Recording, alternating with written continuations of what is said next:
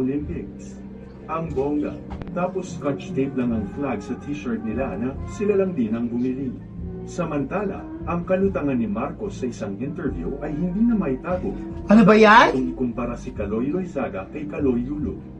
At sa isa naman ay binanggit nito si Scoop Dennis lang yung Padilla Marcos na yan, kung buisit. malamang dahilan.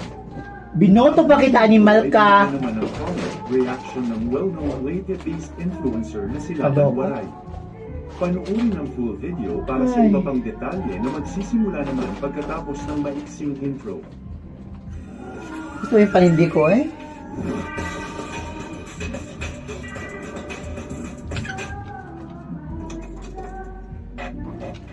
Check for front control. Patrol Party List Representative George Bustos. Pakinggan nyo guys, nakakaloka naman itong presidente natin. Bilib na bilib pa ba ako before nito? Pero ngayon, my goodness, ano nang nangyari? Jose Antonio Bustos and all the other local... Super bangag bells? Dinaig pa ako? At si Kaloy Loizaga is Oh my God, Kaloy Saga? Ay, sorry. Tanga, Kaloy ano ba yan?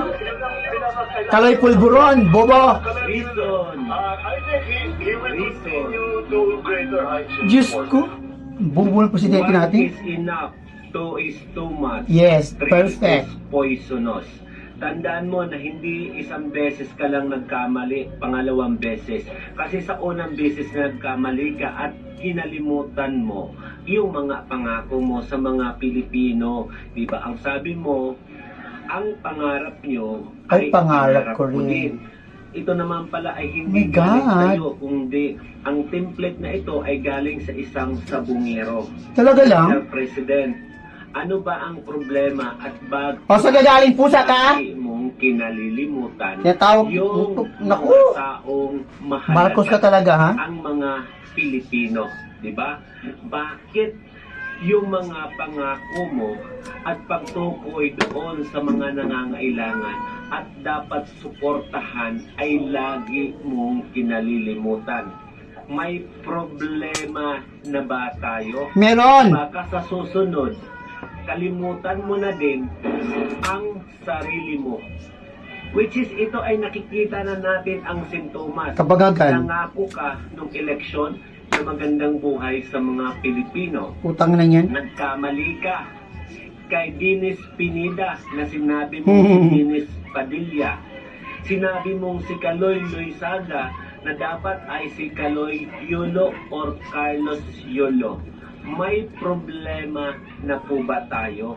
Kasi kung may problema na tayo sa mga pangako at sa priority para sa mga tao at kinalilimutan mo na sila, aba edi mag-resign na. Tama. Kasi hindi na kaya ng utak i-memorize. Anong klaseng presidente yan? Tatanungin mo yung athlete? At kung ano yung Kung anong magandang gampanan. pwedeng gawin para ma-improve ang ano? Doon na kami Mga atleta, tanga, kung bobo! hindi kami kalilimutan at ipra-priority ang mamamayang Pilipino. Kumuha ka ng pondo para kurakutin mo. Pangalan ng tao. Tangina nyo. Kasi yun ang importante. Ano ba ang hinuhukay Walang trabaho. na ginto ng administrasyon Wala employment. sa Davao o sa Mindanao? Tinatakot ang Pilipino huhulihin si Duterte ng ICC. Hinahabol si Kibuloy na dapat makulong. Pag nahuli ba si Duterte na kulong sa ICC at nahuli si Kibuloy, kinabukasan ba ay magbabago na ang sitwasyon ng bansa? Mawawala na ba ang heavy traffic sa NCR? Bababa na ba ang 4.5 na inflation? Bago-bago pag nawala si Duterte at saka si Kibuloy, bakit?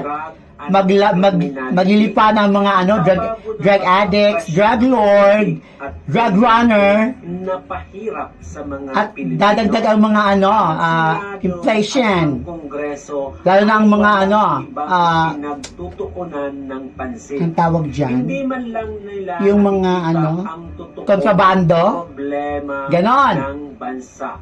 Ang totoo Yung mga hold upper, mga rapist, maglilipa na, wow, ang saya-saya. Pilipino ang Kongreso Dito nga sa amin eh, legal na ang legal na ang kay Kibuloy, drug lord landing. Kaloka. Malapit kami sa sila ba ang batasang pambansa. Wow. unting namamatay, Perfect. unting lumalaki at nagrereklamo sa gobyernong ito. Puno na nga ng kasinungalingan, marami pang biktima. Maraming Pilipino Malapit kami sa batasang pambansa pero yung kalsada na ginagawa nila, yung manhole na butas-butas pa, hindi pa nagawa. Yung for flood control. Ano nangyari? gobyernong ito. Hindi pa madaanan, nakasemento na, pero yung mga butas, buong buo pa. Ito na lang ba ang solusyon nyo? One time, nahulog pa ako doon sa butas. Katangahan ko kasi, bobo.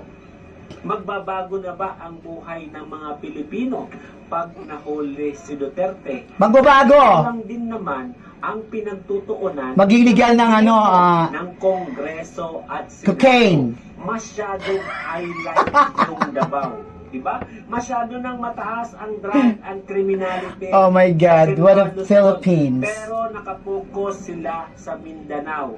Andito ang totoong problema. Pero Pati si si tinitignan. Andrew Yulo, naging ano ba yan? Lusaga, pati flood control. si Dennis, naging Padilla, yung mayor ng Bulacan ba yun? Kaloka naman to si Bangag, ano nangyari sa kanya? Gumagaya naman siya sa ate. Naging naging utak bulburo, naging utak squatter ang puta. Ang bibig ay ang Davao. Akala ko ba, atas sila ng hayop na yan? Na ang gobyernong ito ay wala. Dapat yung mga atas sa syudad Laging sawa na sa mga sa mga karangyaan nila, dapat ipamigay ng ang mga kanilang kayamanan sa mga mahihirap na tao. Kaso nga lang, dinadadigan nila, mga animal, mga hayop. Ng mga Pilipino. Wala nang boboto sa inyo. Tama. Kung patay na ang mga Pilipino. Dahil ang utilize nyo ay puro political destabilization. Kumusta naman ang kalagayan ng bansa? Wala, nga.